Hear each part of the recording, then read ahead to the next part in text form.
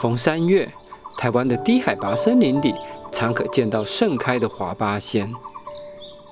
它的花看起来就像是一只只白蝴蝶挺栖其上，常常吸引许多昆虫前来访花，帮忙授粉。不过，会被吸引过来的可不一定都是来帮忙授粉的哦。像这只瓢虫就是看上它的叶子。它们是专门以华八仙这类植物叶片为食的瓢虫，因此被称为八仙黑斑瓢虫。可是瓢虫不是喜欢吃蚜虫吗？本频道也曾经制作过一集介绍赤心瓢虫捕食蚜虫的故事，讲述蚜虫吸食植物的汁液，再排出蜜露供蚂蚁吸食，而蚂蚁为了保护蜜露来源，就会帮蚜虫赶走瓢虫，于是形成了一段相当有趣的四角关系。像这一类喜欢捕食蚜虫的瓢虫，都属于肉食性瓢虫。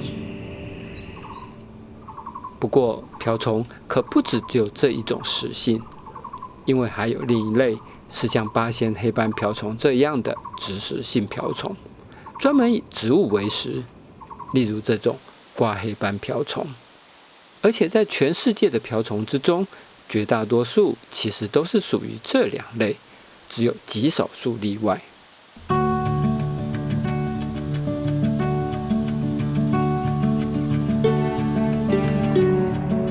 那么，要如何分辨肉食性与植食性的瓢虫呢？其实有一个相当简单的方法。一般来说，外表像这样具有强烈光泽，看起来像瓷器或钢琴烤漆般光滑的，多半是肉食性的瓢虫。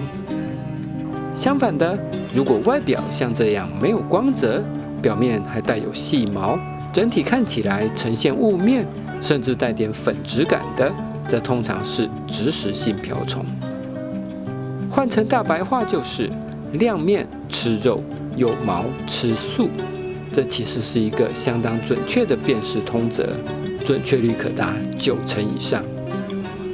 当然，也还是有极少数例外，这些通常是食性比较特殊，或是在分类学上较为原始的族群。例如这一种孟氏隐唇瓢虫，虽然有毛，但却是吃肉的。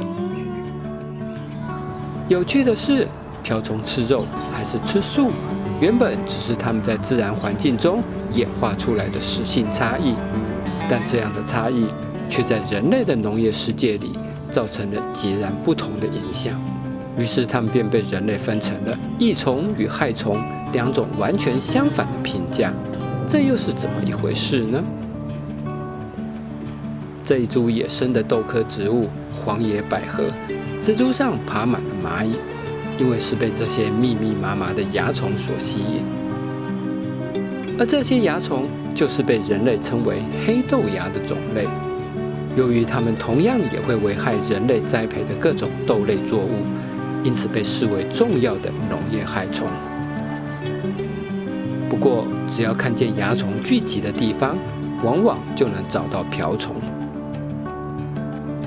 你看，这里就有好几只6条瓢虫驻足，且不仅有成虫，也能看到它们的幼虫。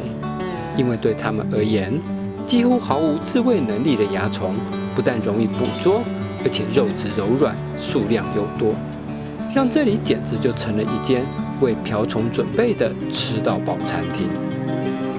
然而对人类来说，因为它们能帮忙消灭蚜虫这些害虫，自然也就成为农业上的大益虫。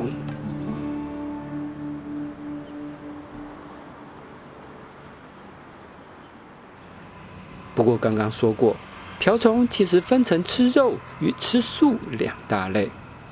既然吃肉的成为益虫，那么反过来看，吃素的是否就会成为害虫呢？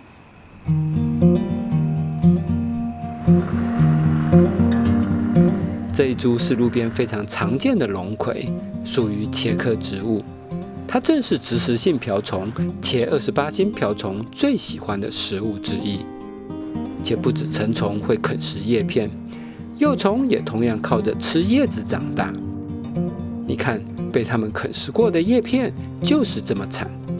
想想看，如果把龙葵换成人类栽培的茄科作物，那还得了啊！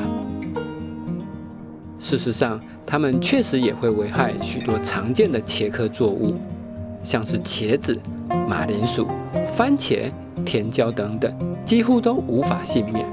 因此，它们也就被列为农业上的重要害虫。所以，同样是瓢虫，有的被人类视为农田里的好帮手，有的却被当成必须防治的害虫。